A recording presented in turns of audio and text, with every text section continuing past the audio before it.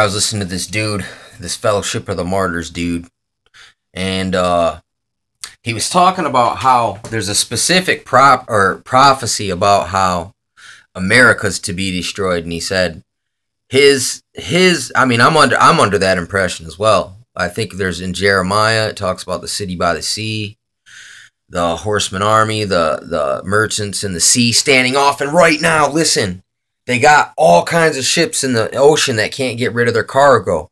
The merchants are weeping at the ships.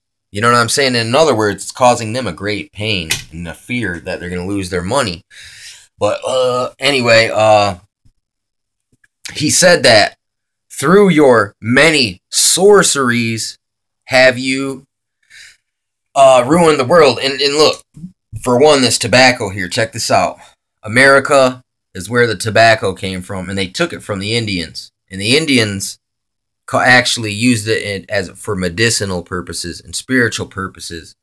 But they did do it recreationally as well, but not like we do with the cigarettes and all the stuff they put in it. So they stole that from the Indians, the medicine. In other words, medicine is pharmacon, pharmakia.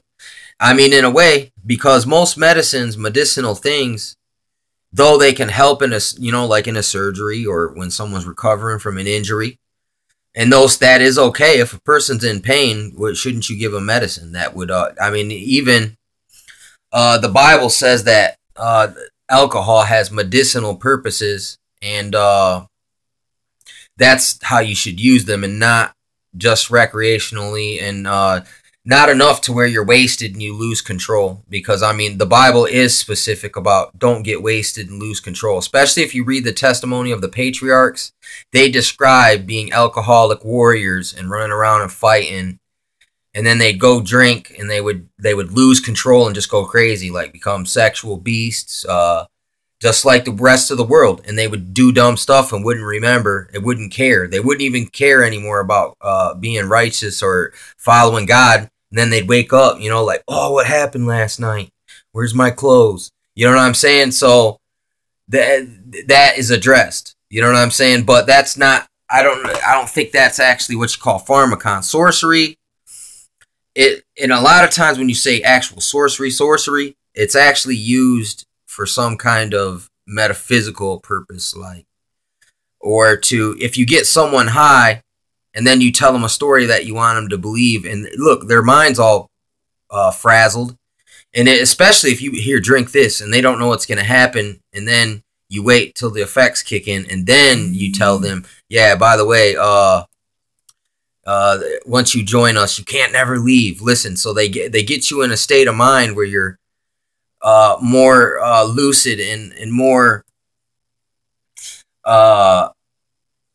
in a way, it's like you're in a blackout, almost in a way, or an altered state of personality. So look, that's a good place to do some kind of hypnosis or put commands in someone. So it can be used in that way. It can afford to manipulate others.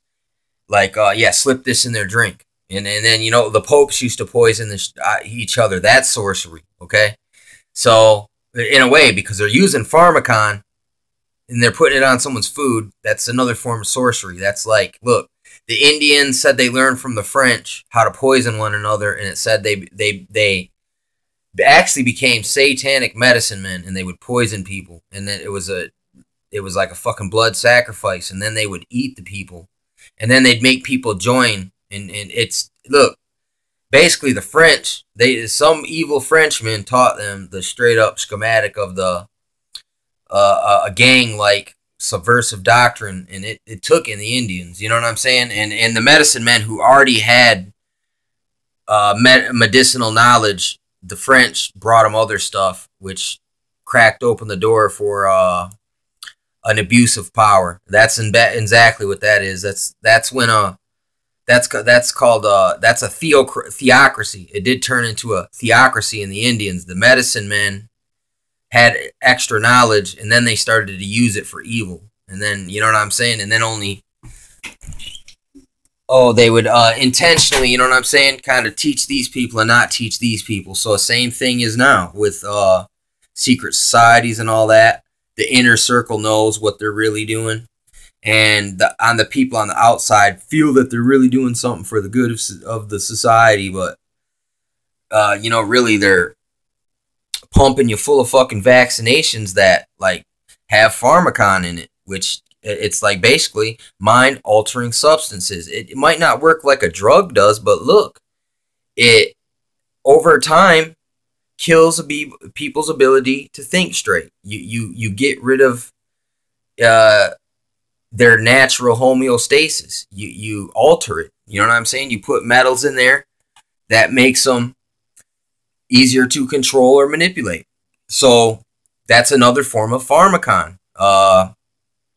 So it says that this nation, and it's all its sorceries. So America, look at our drug culture here, dude. All right, America doesn't grow the cocaine, but it sells the F out of it. And not only does it sell that, it sells rap music that talks about, yeah, I'm slanging keys, and I'm up in 345 with some crack on the corner on the side.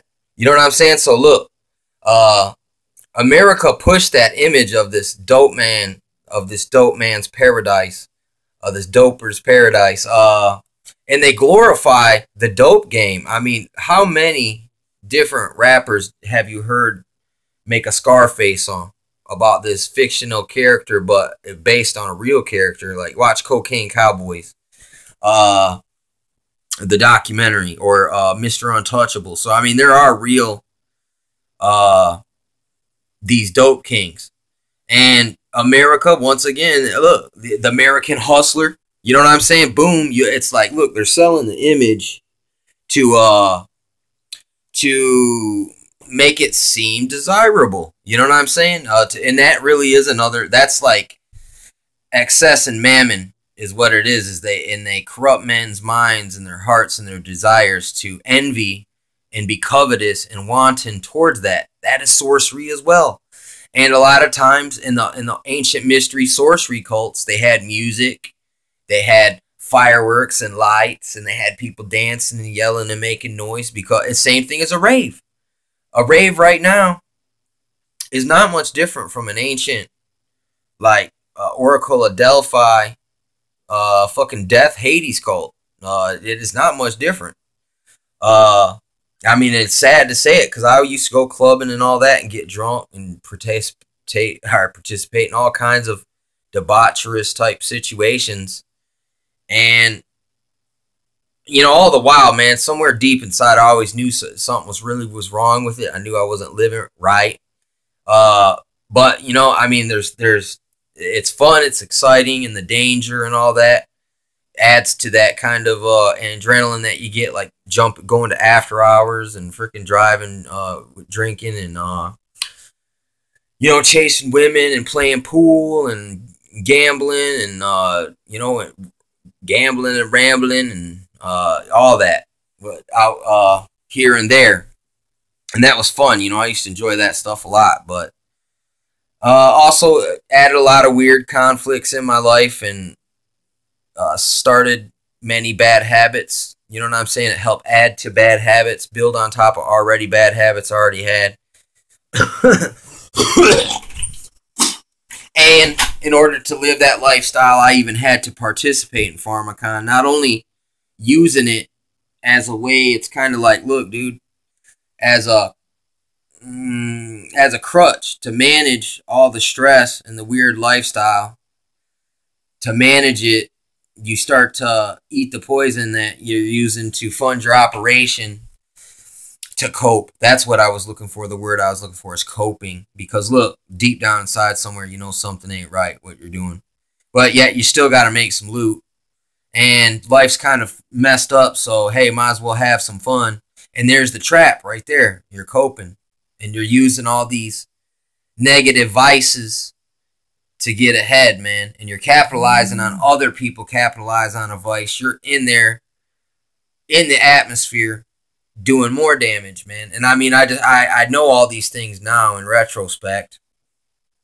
And I narrowly dodged a lot of, like, really, like, look, where other people went down and I was just standing with them like 20 minutes before, I just happened to leave. person went down. And I mean, I didn't have nothing to do with it. I was lucky enough that night that maybe I got that wasted that night, had to go home and pass out because I might have been there and I would have been the one with getting the blade. You know what I'm saying? Or shot or whatever, or pulled over, or all the above, stabbed and end up in jail in Florida.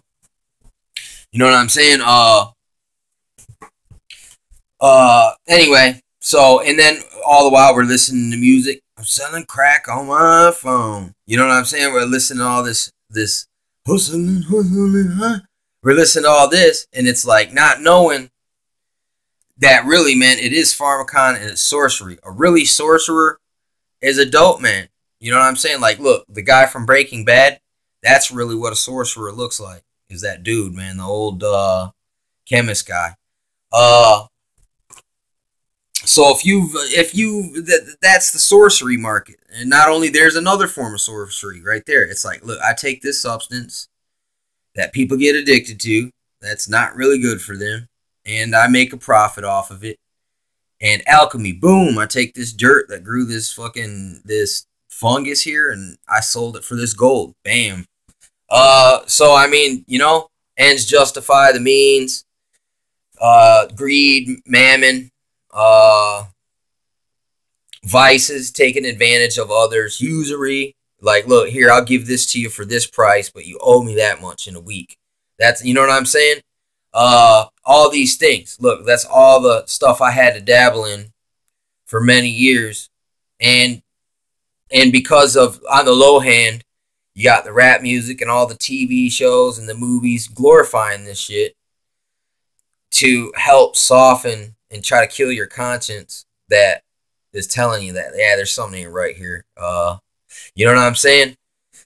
And it's a vicious cycle, vicious trap, because look, from my understanding, on the real talk, on the streets, it's like, look, 4 out of 5 people, 4 of them use some kind of drug. I mean, in all actuality, it's just some people can function on drugs and others can't. And the ones that can't normally make a bad example. So everyone gets to blame and keep the light on those people and their addictions. But everyone's got like little more subtle ones too that they keep hidden.